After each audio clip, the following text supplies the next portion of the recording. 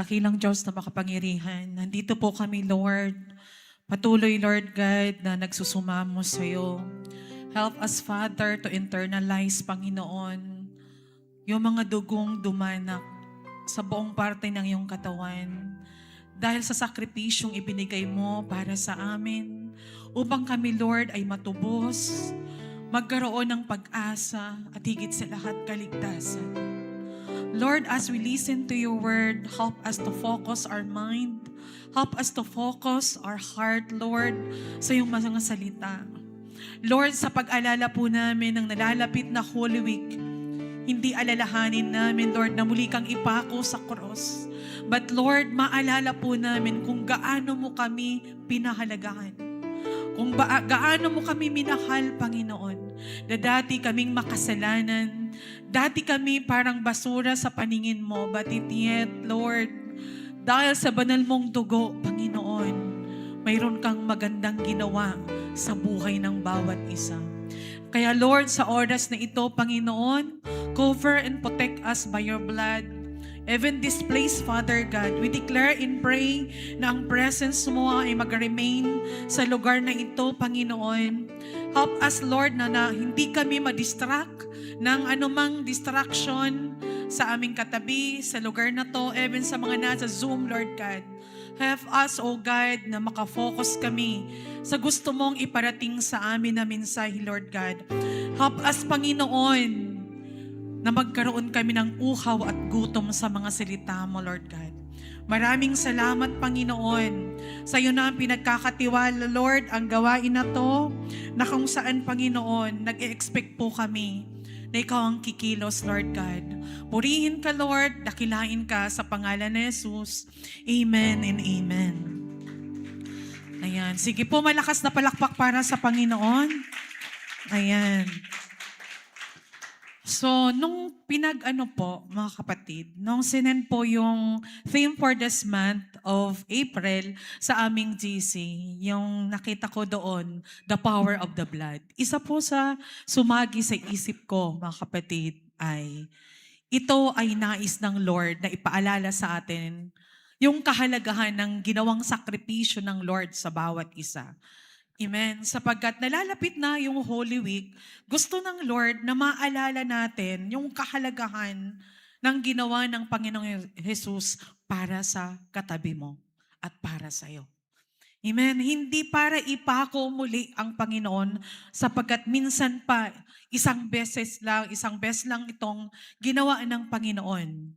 Amen, para sa bawat isa atin. So ngayon, napanood po natin yung The Passion of the Christ, kung saan si Jesus Christ ay, siya po, mga kapatid, ay nagpasa ng cross, ipinako sa cross, kinurunahan ng tinik, at hanggang siya po ay namatay. Maraming dugo na dumanak sa katawan ni Jesus Christ. Nasa kanta kanina, sabi ko, habang kumakanta yung ating worship team, sabi ko, grabe talaga pala kahalaga yung banal na dugo ng Panginoon. Sabihin mo sa iyong katabi, grabe kahalaga and powerful yung blood ni Jesus. Amen. Amen. Every time po na mapapanood ko yon, maraming beses na po na EGW, maraming beses na po lalo po pag once na mag-prepare po ako ng topic pag EGW, pinapanood ko yon, pero hindi ko po mapigilan na umiyak. Hindi dahil nai-emote ako, kundi ang nararamdaman ko dito, yung matinding love ni God sa akin. Yung matinding love ni God sa'yo at sa mundo. Amen. Hindi dahil nai-emote ako at hindi ko naiisip na yun ay palabas lang o pelikula lang. Kundi ang naiisip ko doon, yung actual na ginawa ng Panginoong Yesus para sa katabi mo at para sa iyo. Amen? Kaya sa oras na to, nawa sa ating pag-uusapan, ay lalo nating mapahalagahan, ma-value, amen, kung ano yung significance, ano yung kahalagahan at purpose ng banal na dugo ng Panginoong Yesus na dumanak sa buong katawan niya. Amen. So I pray po, lalo na po sa mga nasa labas, kung may mga bakantik pa pong upuan dito sa loob, pumunta kayo dito sa labas, sa loob. Pumunta kayo dito sa loob at mag-remain sa presence ng Lord upang makafocus po kayo. Amen, sa salita ng Panginoon. Ini-invite ko po yung mga nasa labas. Matira lang po isang marshal, yung natindahan pakisarado muna. Wala po munang lalabas dyan. Amen. I pray po isang usher o isang marshal lang. Minsan lang po ito na gawin ng Panginoong Diyos sa buhay natin. Every time po na fellowship, natuwa po ako kay Dale na nung nag-word siya, nagkaroon siya ng boldness. Sabi niya, mga kapatid, pwede bang makapag-request? Mag-focus tayo sa salita ng Diyos. If possible, huwag kayong palabas-labas. Yung fellowship po ito po ay para sa Panginoon. Hindi po ito para sa katabi mo. Hindi po ito para sino man o ritual lang na ginagawa na magsimba. Kundi ang pinakasadya natin dito, ang Panginoong Yesus, mayroon kasi siyang gagawin sa atin every Sunday. Kaya don't allow yourself na madistract. Pag ikaw umattend ng fellowship, be sure, mauna ka, o on time ka, o kaya hindi ka madidisturbo. Kaya pag nagkukwento katabi mo, wag mong papansinin. Amen? Okay. So, yung mga nasa labas, mayroon pa po ako nakikitang nasa labas. Ate Richelle, papasukin mo na yun, hindi naman siya marshal. Ayan, pakisabi po, ang anak ng Diyos ay masunurin. Pasok po kung ikaw ay sados nagtitinda, pasok ka muna. Ayan. So, sa mga nasa Zoom, I pray wag kayong magluluto habang nanonood. Sabi nga ni Rev John kahapon, napakaganda ng message sa NPG kahapon. Know your priority. Sabihin mo sa iyong katabi, know your priority. Know your priority. Every time na may gawain sa Lord, know your priority. I-give up mo ang lahat. Iiwan mo ang lahat. Unahin mo si Lord like Mary. Amen? At sa oras na to, nais ng Lord na i-remind sa atin kung ano yung purpose and benefits ng mga dugong dumanak sa buong katawan ng Panginoon. Kaya ang pag-uusapan po natin ngayon is about the blood that was shed in its purpose. The blood that was shed in its purpose. So maraming dumanak na dugo sa katawan ng Panginoon.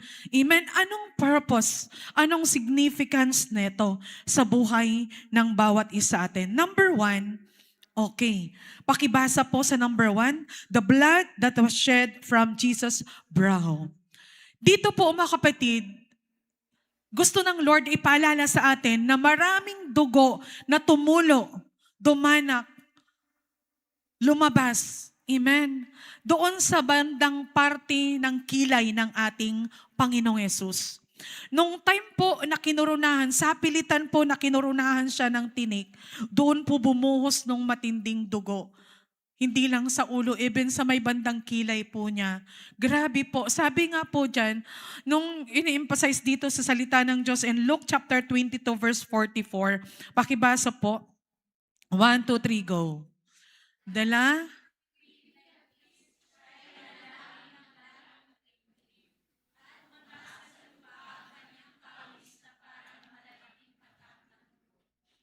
Ito yung moment mga kapatid na nasa Gethsemane po ang ating Panginoong Yesus.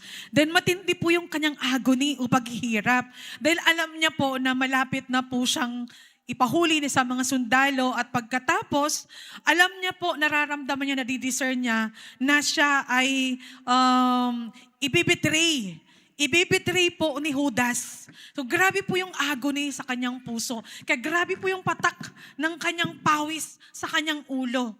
Sabi nga, parang dugo na pumatak sa lupa yung kanyang pawis. Amen po, mga kapatid. Hanggang sa ito po, nung time na kinurunahan na ng tinik si Jesus Christ, yung baging po na may mga tinik, yun po yung kinuruna sa kanya. So, nandun po, nai-imagine nyo po ba, pag once na papawisan tayo ng matindi, ng gusto, tapos grabe yung patak nun, even sa bandang kilay po natin, mayroong tumutulo na pawis. Ganon po yung nangyari na marami pong tumulo na dugo sa bandang kilay ng Panginoong Hesus. Bakit? Anong purpose? Okay, Jesus shed blood from His brow to heal us from betrayal and to set us free from every generational curse caused by disobedience. Ang purpose po pala nito, bakit sabi ko, pinag-ano dito sa topic na bakit doon sa bandang kilay ng Panginoong Hesus, tumulo, pumatak dumanak yung dugo, mga kapatid. Bakit? Mayroon po itong purpose. Lalo na po once na tayo po ay nakaranas po ng betrayal. Nung time na ikaw ba, kapatid, alam mo na ikaw ay isang anak ng iyong magulang. Subalit, hindi mo feel na ikaw ay mahal. Tapos instead na alam mo na ang magulang mo, kaibigan mo, business partner mo, ang magpoprotect sa'yo, siya pang nang betray, nagtaksil sa'yo, idinenay ka. Amen? Yung kilay po pala is protection to sa ating mata. Nire-represent po ito sa atin na tayo po mga kapatid, dati po tayo po ay protektado. Pero tayo po mga kapatid na betray. Amen? Katulad ng Panginoong Hesus, binetray po siya. Instead na yung kanyang disciple na si Judas ay magpo-protect sa kanya, ilalaban siya, siya pa ang nagtaksil. Naranasan mo ba na tinaksil ka na yung business partner? Naranasan mo ba na pinagtaksilan ka ng kaibigan mo? Naranasan mo ba na ikaw ay pinagtaksilan ng iyong magulang? Na instead na magulang mo, kaibigan mo, kamag-anakan mo, magpoprotect sa'yo. Pero siya ang nagmolesta sa'yo. Naranasan mo ba to? Kapatid, anong purpose ng Lord? Bakit ito dumanak o tumulo yung dugo sa kilay ng Panginoong Diyos? Ang benefit nito is a forgiving heart completely free from hatred, resentment, bitterness, or desire for revenge. Instead po, mga kapatid, na ikaw ay magkaroon ng paghihiganti, inis, galit, matinding puot sa mga namolestya sa'yo, sa mga nang api sa'yo, sa nagbetray sa'yo, ang gusto ng Lord, ang benefit po na makukuha po natin nito, pag pinahalagahan po natin yung dugo na tumulo sa kilay ng Panginoong Hesus, ito po ay nais ng Lord na i-redeem ka. Amen. Nais ng Lord na magkaroon ka ng forgiving heart. Na hindi sakit, hindi hatred, hindi galit ang maramdaman mo, kundi pagmamahal. Kundi forgiving heart sa taong nang biktima sa'yo. Alalahanin mo kapatid, kung ikaw ba ay biktima ng pagbibitray, nais ng Lord na maramdaman mo, makita mo as we listen the Word of God, na magkaroon ka ng forgiving heart. Instead na bitterness, puot ang maramdaman mo, nais ng Lord na love and forgiving heart. Amen. Sabi nga, ang pagpapatawad ito ay medisina sa ating katawan. Bakit yung iba nagkakaroon ng sakit kasi ayaw magpatawad? Gusto ng Lord na ikaw ngayon ay mag-release ng forgiveness. Secondly, a heart that is faithful and obedient to the Word of God. Isang benefit po nito, mga kapatid, yung dugo na dumanak, tumulo sa kilay ng Panginoon is magkaroon ka ng puso na tapat at pagsunod sa salita ng Diyos. Ayaw ng Lord na nilalabag natin ang kanyang salita. Isang benefit nito is magkakaroon ka ngayon ng obedient heart. Amen? Sino ba rito ang naranasan na nung siya ay sumunod sa Panginoon, pinagpala, taas ang kamay? Nawa, sa pagsunod po natin, ma-experience po natin ito. And number 3, complete freedom from generational curse. Ito po mga kapatid, maging seryoso po tayo dito. Mayroon po pala kasing mga generational curse tayo mula ito sa time po ni Adan. Nung siya nag-disobey kay God the Father, na sabi niya, huwag mong kakainin ang isang bunga ng punong kahoy na yun nagbibigay ng kalaman. But dinisobey niya. Dahil po doon, si God the Father, iskiners po, mga kapatid, sino? Mayroong sumpa kina Adan at Eva. Na dati, pag nagutom, namimitas lang ng bunga ng punong kahoy. Dati, pag nagutom, wala pagod. But nung siya ay na-curse, talagang sabi niya, dugot pawis na ang mararanasan mo, hirap na bago ka makakain. Even yung mga anak, sumpa po pala yun. Amen po mga kapatid. So nais ng Lord, yung curse na ito sa atin, ma-wash out, mawala. Amen. Ano yung mga curse na ito sa atin? Yung curse po ng rebellion, curse po ng idolatry, curse po ng sicknesses. Kaya pala yung mga doktor, sabi niya pag nagpa-doktor ka, may bloodline ka ba na may asthma ang iyong pamilya? Sino rito nakaranas na gano'n? May bloodline ka ba? Mayroon ka bang yung mga magulang mo ba ay sila, may tumataas ang dugo, high blood, sabi niya. Di ba nagtatanong yon? Curse po pala yon, mga kapatid. So nais ng Lord, alalahanan mo ngayon, kung ikaw ba ay may lahing ganon, na mula sa lolo mo, lola mo, high blood, namatay dahil sa high blood, namatay dahil sa asthma, namatay dahil saan? Sa sakit sa puso. Curse po pala yun na dapat makat. Amen.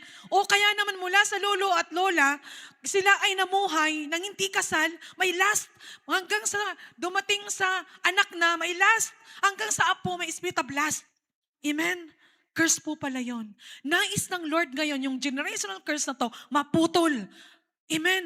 Habang nakikinig ka ngayon, sabihin mo, Lord, in Jesus' name, putol na yung curse sa family ko, sa lahi ko, in Jesus' name. Amen. Sa buhay natin, nais ng Lord yung benefit na to, makuha natin, naputol na, washed out na, by the blood of Jesus, naputol na po. Amen. Yung generational curse sa buhay natin. Sabi niya, complete freedom from generational curse. Receive mo yan, kapatid. Sabihin mo, I receive in Jesus' name. Okay, yan ang nais ng Lord. And secondly, ano po yung nais ng Panginoong Diyos ibigay dito sa atin? The blood that was shed from Jesus' wounded body. Makita po natin doon sa video kanina, maraming dugo. Yun po ay video lang, pero kung sa actual na, maraming dugo po. Mula ulo hanggang buong katawan, maraming dugo, yung sugat. Dahil sa sugat na natamo ni Jesus Christ, maraming dugo, dubanak, tumulo sa kanyang katawan. Ano ang purpose? Jesus shed blood from His wounded body to give us the fullness of redemption. Sabihin mo sa iyong katabi, Jesus shed blood from His wounded body to give you fullness of redemption. Nais ng Lord, nagbigyan ka ng lubos na katubusan. Katubusan sa mga curses na nasa katawan mo, sa buhay mo, sa lahi mo. Amen? Ikaw ba ay nagkaroon ng mental illness, physical na karamdaman, emotional na karamdaman? Amen? Nagkaroon ka ng immoral conduct, yung para bang yung nagiging ugali is, mayroon po na curse po ito, na yung pagnanakaw. Yung parang sakit na niya ang magnakaw. Tapos sakit, ito yung isa pang natutunan ko dito, when there is financial bondage. Ikaw ba, kapatid, nagkaroon ka ng financial bondage na parang sakit mo na ang mangutang o parang wala na lang sa'yo yung talagang laging gusto mo mangutang. Na parang pag dumadating yung sweldo, nangungutang ka na. Pagdating ng sweldo, pambabayad na lang ng utang. At pagkatapos nangungutang uli. Amen. Curse po pala yun. Yung ikaw ay baon o kaya di makaalis-alis sa utang dahil sa credit card, curse po yun. Nais ng Lord na by the blood of Jesus, mga kapatid, makalaya ka dun. Itong curse na to ng poverty, ng kahirapan, ng utang na to, ng lust na to, nais ng Lord mawala ito sa katawan natin. Ano pa? Yung curse ng addiction. Yung addict po, yung parang bandage na o addict na, controlled na ang katawan mo ng lust o kaya ng immorality, adultery, yung makalamang malaswa na gawain. Parang hindi mo na mag-give up, parang hindi mo na malabanan yung sarili mo na makapanood ng pornography, gumawa ng kasalanan, ng kalaswaan. Amen? May mga tao po na bandage ka ng ganon. May mga tao po controlled ng ganon, addict ng ganon. Curse po pala yun, mga kapatid. Nais ng Lord na ma-redeem tayo doon. Amen? Yun yung silbi ng banal ng dugo. Ano pa? Addiction. Sabi rito, addiction. Alam niyo po, may yung mga bata, binata, matanda o tao na gusto mong magbago, di ka magbago. Gusto mong makawala, di ka makawala. Doon sa addict ka na, doon sa video games, online games. Curse yun. Inaalipin ka ng demonyo. Kapatid, sabi nga, by faith, sabihin mo sa iyong sarili, redeem ka na. Amen, hindi ka na dapat alipin. Bakit? Anong sabi ng Lord sa benefit? Complete redemption, kompletong tinubos ka na ng Panginoon. Amen. Sabihin mo sa iyong sarili, healing from all sickness and pain. Amen. Ano bang naramdaman mo? Anong sakit mo? Sakit sa ulo, sakit sa tiyan, sa bituka, sa puso, high blood, etc. Claim it, kapatid. I am healed. Amen. Sabihin mo sa iyong katawan, sabihin mo sa iyong sarili, itouch mo ngayon ang katawan mo. I am healed. Amen. Kanina pa dinideclare ni Nisi kanina na sabi niya, Lord, we are healed by your blood. Amen. By the blood of Jesus, we are healed. Amen. Ikaw, kapatid, ay pinagaling na ng Panginoon. I-touch mo ang ulo mo. Kung may sakit ng ulo yan, i-touch mo yan. Lord, we declare healing sa aming ulo in Jesus' name. I-touch mo ang puso mo. Lord, we declare healing sa aming puso in Jesus' name. Kung sa internal organ may sakit yan, i-touch mo ang iyong internal organ. Lord, we declare healing sa aming gallbladder, sa amin, Lord God, na kidney, sa aming heart, Panginoon, sa amin, Lord God, internal organ in Jesus' name. Hallelujah, Lord. Hallelujah. Amen. Claim it, kapatid. You are healed. Naniniwala ka ba doon? Magaganap yun. Pag may pananampalataya ka. Yung babaeng, di ba, ilang taon na dinudugo siya? 12 years. Natouch lang niya yung laylayan ng damit ng Panginoong Yesus. Sabi niya, matouch ko lang yun, gagaling ako. Natouch po, mga kapatid. Kapatid, by faith, ibig sabihin, ang kagalingang marireceive mo kung may faith ka. By faith, i-claim mo. May sakit ka sa puso, saan man, i-claim mo, magaling ka na. May sakit ang iyong kamay, kapatid. I-claim mo, magaling na. Sa parte ng katawan yan, you are healed. Amen? Maraming sugat ang natamo ng Panginoon. Maraming dugo ang dumanak sa katawan ng Panginoong Yesus para gumaling ang iyong katawan. Amen po, mga kapatid. At kung kontrolado kung kontrolado ng Panginoong Yesus, ng demonyo, ng las ang katawan mo, niredeem ka na ng Panginoon by faith, hindi ka na alipin. Amen. Kailangan mo lang na ikaw ay magkaroon ng faith sa ginawa ng Panginoon. Freedom from slavery to sin and rebellion. Kapatid, isang benefit the moment po na inalala mo yung mga dugo na dumaloy sa katawan ng Panginoon, ikaw ay pinalaya na sa pang-aalipin ng demonyo, sa kasalanan, sa rebellion, kaya huwag ka na magiganti. Amen? Financial freedom. Baon ka sa utang, laging may utang. Sabihin mo sa katabi, pinalaya ka na sa utang mo. Sabihin mo rin sa nagsabi sa'yo, ikaw din pinalaya ka na. Amen. Nais ng Panginoong Diyos dito, magkaroon tayo ng healing physical, even sa ating financial. Financial freedom, nais ng Lord. Hindi design ng Lord sa'yo na laging mangutang maghirap. Ang design ng Lord sa'yo dahil anak ka, magkaroon ka ng kayamanan. Ikaw ay yumaman. Kaya kung ikaw ay hirap na hirap, curse yan, sabihin mo ngayon, I am redeemed by the blood of Jesus. Hindi ka na, kapatid, mangungutang, magpapautang ka. Hindi ka na, kapatid, maghihirap. Hindi ka na mawawalan ng pera. Bakit? Mayaman ka na. Amen. Claim mo yan. Palakpakan mo ang Panginoon. Amen. Wala na sa'yo yung espiritu ng pangungutang at laging nangungutang. Hindi ka na alipin yan. Niredeem ka na ng Panginoong Yesus dahil sa kanyang banal na dugo. So yung katawan po natin na to, pahalagan natin to, paggamit natin to sa Panginoon. Number 3, pakibasa. The blood that was shed from Jesus' head. So dito po, mga kapatid, dahil sa corona na tinik na sapilitang inilagay sa ulo ng Panginoong Yesus at hinampas pa siya ng tambo. Mga kapatid, grabe po yung dugo na dumanak sa ulo ng Panginoong Yesus. Anong purpose? Pakibasa. Jesus shed blood from His head because of the crown. Sige po, pakibasa.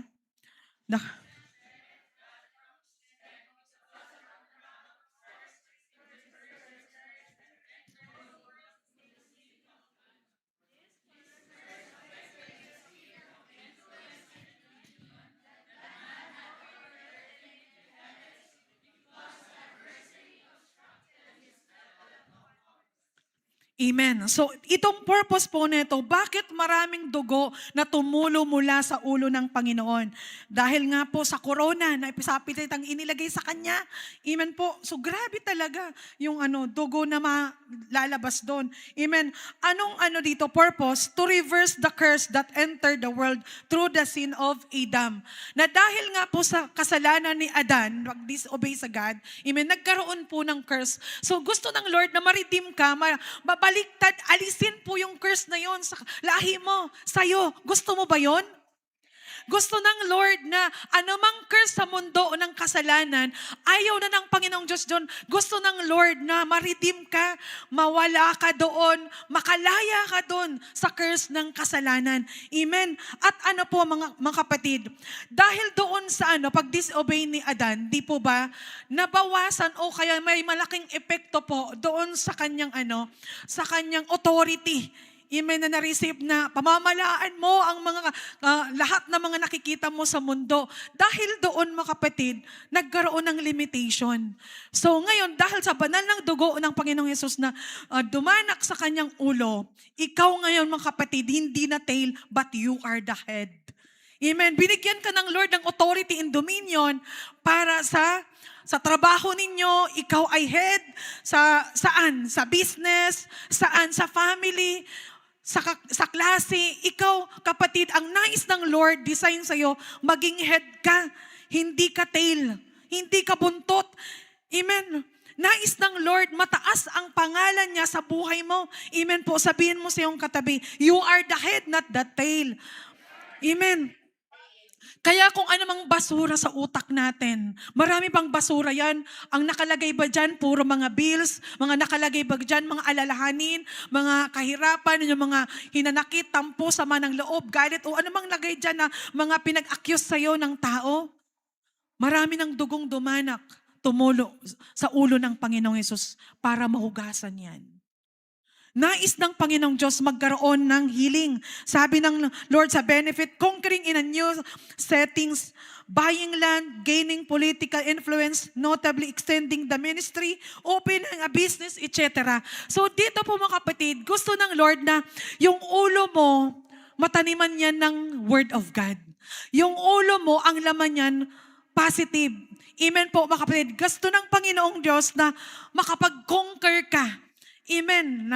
Ng lupa. Sino ba rito na wala ng karapatan na dati ikaw ay may-ari ng lupa pero wala ka ng say, wala ka ng power. Gusto ng Lord ibalik yun sa'yo. Nawalan ka ng say, nawalan ka ng karapatan sa business nyo. Gusto ng Lord magkaroon ka ng rights. Amen. Gusto ng Lord ibalik. Ano bang ninakaw sa'yo? Kagalakan. Ano bang ninakaw sa'yo ng Lord? Ay ng demonyo? Peace of mind. Kapatid, gulong-gulo ba ang utak mo, ang isip mo? Hinugasan na ng banal na dugo ng Lord ang isip mo. I-claim mo na. Ang isang benefit nito is peace of mind. Sabihin mo, peace of mind. Amen. Magkaroon po tayo ng kapayapaan. At living in financial blessings regardless of our social status. Ito po, mga kapatid, napakaganda. Isang benefit po dito, gusto ng Panginoong Diyos, ilagay mo sa iyong isipan, sa iyong ulo, sa iyong puso, mga kapatid, na ikaw ay gusto ng Lord na mag-reign, amen, mag-domain, at gusto ng Lord, mayroon kang karapatan sa anumang pinagkatiwala sa iyo ng Panginoon. At gusto ng Panginoon, mamuhay ka na mayroong kasaganaan. Sabi rito, yung ikaw ay magkaroon ng sapat na pera. Hindi yung laging kinukulang. Sino ba rito yung laging kinukulang at taas ang kamay? Ayaw umamin. Pero pumikit kayo. Pag aamin yan at may tataas ang kamay. Lagi na lang, di pa ako nakakasweldo, wala pa yung ay ubos na agad. Kapatid, ito sabi ng Lord, living in financial blessing regardless of our social status. Ano ang katayuan mo, kapatid? Pinayaman ka na ng Lord. Sagana ka na. Dapat ang pera, hindi yan ang aalipin sa'yo. Ikaw dapat ang mapasunod mo dapat ang pera. Sabi nga, pag may anointing ka, anak ka ng Diyos, may authority ka, ikaw hinahabol ng pera. Tingnan mo katabi mo. Hindi ka dapat nagmamakaawa sa pera na dumating sa'yo. Bakit ang pera, kusay ang dadating sa'yo? Mamamagnet mo yan. Yung blessing yan, lalapit yan sa'yo. Amen. Itaas niyo ang inyong mga kamay. Money cometh, I claim it. Amen. Palakpakan natin ating Panginoon. Amen. So sa atin po, mga kapatid, masagana ka na, mayaman ka na. Kasi banal na dugo ng Panginoong Yesus ang naghugas sa atin, nag-redeem sa atin. Number 4. Amen. Number 4, the blood that was shed from Jesus' face. Amen. Purpose, Jesus shed blood from His face to restore the image of God in our lives. And so that we can impact many with the gospel. Ito, sa muka. Dahil nga sa corona na tinik, grabe po yung dumaloy na dugo sa mukha ng Panginoong Yesus. Di na nga siya, pag binasa niyo po yung sa Isaiah, di na siya makilala. Wala na siyang image. Yung image ng pakiging Diyos, wala na. Natakpan. Ipinahiya siya. Amen. Ipinahiya siya ng mga alipusta sa kanya, ng mga nagparusa sa kanya. Nawalan siya ng image. Ikaw ba yan, kapatid, na parang wala ka ng dignity? Parang wala kang tingin mo parang kang basura. Parang tingin mo sa iyong sarili, wala kang kwenta. Mayroon kang low self-esteem, may self-pity ka. Wala akong say sa family ko. Wala akong say sa business namin. Wala akong say sa aming kaklase. Amen. Lagi ka na lang mayroong low self-esteem, lagi kang feeling mo rejected ka. Nakaramdam ka ba, kapatid, ng ganyan? Na feeling mo rejected ka, feeling mo di ka pinapansin, feeling mo wala ka ng mukhang maiharap. Kasi basang-basa ka na. Kasi ipinag-chismis ka na. Kasi parang tingin sa'yo basura. Para kang walang image, wala kang mukha.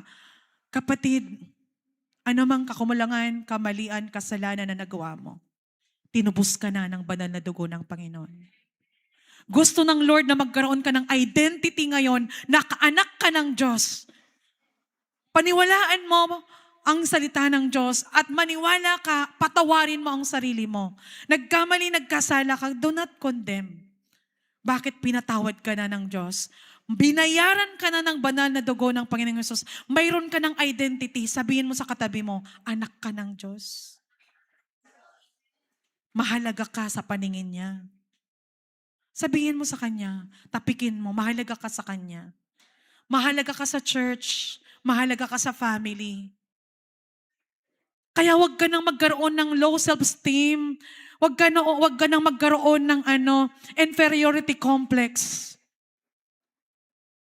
Maging confident ka na. Magtiwala ka lang sa Diyos. Amen? Palakpakan natin ang Panginoon. Bakit? Ang benefit nito, restoring the image of God in our lives, having the right identity, feeling accepted. Amen? Katanggap-tanggap ka sa Panginoon. Feeling mo di katanggap ng lipunan? Tanggap ka ng Panginoon. Lumapit ka lang sa Kanya. Kung ang pamilya mo o sino man, parang rejected ka, kang mag-alala, may Diyos na tumatanggap sa iyo. May Diyos na nagpapatawad sa iyo. May Diyos na laging handa na yumakap sa iyo. Yan ang tatandaan mo. Banal na dugo ang ibinili sa iyo. Amen? Then next po, number 5, pakibasa, hands. So, dito po, dumanak, tumulo, lumabas, amen, ang dugo sa kamay ng ating Panginoong Yesus. Anong purpose? Jesus shed blood from His hands so that we could move in the authority, power, and productivity of the heavenly kingdom. Yung kamay ng Panginoon, taas niyo po ang inyong kamay. Yan. Tingnan mo ang kamay mo. Madumi ba? Nagamit ba ang kamay na to sa paggawa ng kasalanan? Nagamit ba ang kamay na to dahil sa addiction, sa gadgets, sa kasalanan, sa kalaswaan? Amen. Kapatid, kung ikaw ay lumapit sa Panginoong Yesus, genuinely, sincerely, hinugasan na ng Lord ang kamay mo. Hinugasan na ng banal na dugo ng Panginoong Yesus ang kamay mo. Amen? Kaya may authority ka na, may power ka na, may rights ka na. Amen po, mga kapatid. May kapangyarihan na ang kamay mo na yan. Na ikaw ba ay minsan nagpe-pray over, parang sa tingin mo walang power, di naman gumagaling pastora, ikaw na kaya mag-pray over sa kanya. Amen. Kung itong kamay na to ay nagkasala, tinubos na yan ng Panginoon. Hinugasan na yon. Magkaroon ka na ng faith. Itong kamay mo na to, pag pinantong mo sa may sakit, may miracle. Sabi nga, may miracle, may signs and wonder. Amen? Mayroong kagalingan na magaganap. Amen? Ipatong mo sa katabi mo. Declare healing. Declare blessing. Sige po. Kumikilos ang Panginoong Yesus, ang Holy Spirit sa atin. Yes, hallelujah. Thank you, Lord. Thank you, Lord. Gamitin mo mga kamay na to. We declare healing. We declare blessing. We declare breakthrough. In Jesus' name. Hallelujah. Taas natin ating kamay sa Panginoon. Lord, we declare sa mga kamay na to, Panginoon, na laging malinis ang kamay na to, na ito'y magagamit for the glory of your name, O God. Magkaroon ng anointing and power every time i-pray over namin. Magkakaroon ng signs and wonders in healing. In Jesus' name, in Jesus' name. Amen. May naganap, kapatid, sa kamay mo. Ipalakpak mo yan sa Panginoon. Amen. And number 6. Number 6. Pakibasa. Nasaan na po? The blood. Amen. The blood that was shed from Jesus' feet. So dito po mga kapatid, di ba, nung ipinako ang ating Panginoong Yesus, grabe po, nung pinako yung kanyang kamay, halos mapunit, mabali, grabing dugo. Pagkatapos yung paa niya, pinag-cross pa siya, pagkatapos ipinako. Grabe yung dugo na yan, na tumulo, dumanak sa paa ng ating Panginoong Yesus. Anong purpose? Jesus shed blood from His feet so that we could walk in His purpose and so that divine judgment would come upon the evil spirits that operate in the nations. Dito po mga kapatid, nais ng Lord kasi na yung mga nilalakaran natin, pinupuntahan natin, magkaroon ng right direction. Na minsan ba naliligaw ka ng landas? Pumunta ka sa kaliwa, lumiko ka o umatras, dahil doon nagkasala na dapa ka. Kapatid, may pagkakataon pa para ituwid ng Lord ang landas mo, ang lalakaran mo. Anong purpose dito ng Lord? Nais ng Lord na ikaw ay lumakad ayon sa layunin ng Diyos. At yung benefit nito, number 1, being able to establish our steps of those of a loved one in the purpose of God. Amen.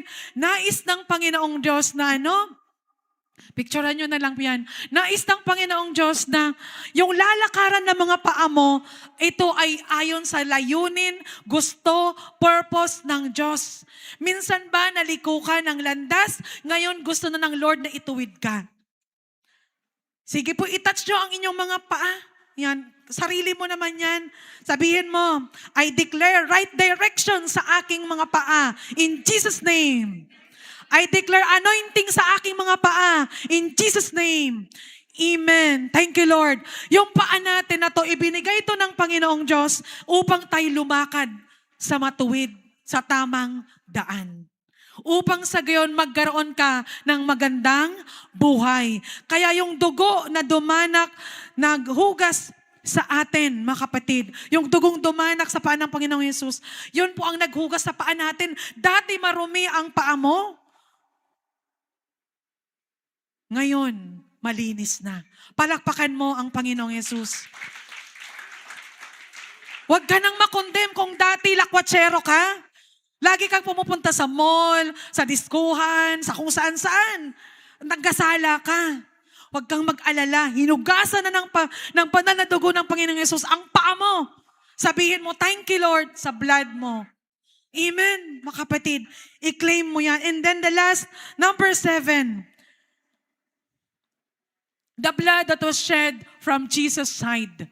Dito po, mga kapatid, yung tinusok po ng sibat, yung nung nakapako na ang Panginoong Yesus, halos malapit na siya malagutan ng hininga noon, pagkatapos po, dito sa malapit sa puso, ito po ay tinusok ng sibat. May anong lumabas? Dugo at tubig. Dugo at tubig po yung lumabas. Anong purpose? Jesus shed blood from His side so that we could receive the fullness of His character. Anong character ng Panginoong Yesus? Humble, loving, faithful, Lahat, fruit of the Holy Spirit, nasa Kanya. Gusto ng Panginoong Yesus maiparamdam sa'yo. Maramdaman mo. Kasi di ba malapit nga sa pusong tinusok sa Kanya. Gusto ng Panginoong Yesus na maramdaman mo na ikaw ay minahal ng Diyos. Gusto ng Diyos na maramdaman mo na ikaw ay ano? Maramdaman mo na ano? Sabi niya sa benefit, feeling the unlimited love of God toward us and receiving the spirit of adoption. Gusto ng Panginoong Diyos na maramdaman mo na ano? Ikaw ay anak niya. Na ikaw ay tinubos niya. Na ikaw ay lubos na minahal niya. Nararamdaman niyo ba yon? I-meditate niyo uli yung Passion of the Christ. Pinako siya.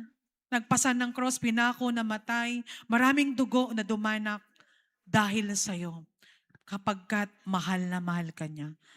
Gusto ng Panginoong Yesus na ikaw ay ano? Number 2, having the fruit of the Spirit in our character. Isa pala sa pinakagusto ng Panginoong Yesus na makita sa atin dahil sa banal na dugo na lumabas sa kanyang tagiliran na magkaroon ka ng ano? Gifts and fruit of the Holy Spirit sa buhay mo. Gusto ng Panginoong Diyos mag-manifest yan. Yung buong pagkatao ng Panginoon, yung buong character ng Lord, yan ang gustong makita sa'yo upang sa gayon yung glory niya ay magningning sa mukha mo. Ay magningning sa buhay mo. Amen? Yan ang pinaka-purpose ng Lord kung bakit nais niya ng Panginoong Yesus i-remind sa atin yung mga dugo na dumanak, dumaloy sa buong katawan niya. Kaya sa oras na ito, mga kapatid, muli mong alalahanin. Dati ba ikaw ay marumi? Dati ba ikaw ay namumuhay sa kasalanan? Dati ba ikaw ay may generational curse? Sa pagtayo mo ngayon, kapatid, sa presensya ng Lord, alalahanin mo kung gaano kakamahal ng Lord. Ikaw ay binili ng banal na dugo ng Panginoong Yesus upang ikaw ay matubos, magkaroon ng kaligtasan, magandang buhay at matagumpay na buhay. Kaya sa oras na ito, kapatid, namnamin mo kung gaano kahalaga yung mga dugo na pumatak, dumaloy, dumanak sa buong parte ng katawan ng Panginoon mula ulo hanggang paa. Huwag mong iisipin ngayon ang katabi mo, isipin mo ngayon na mahal ka ng Diyos.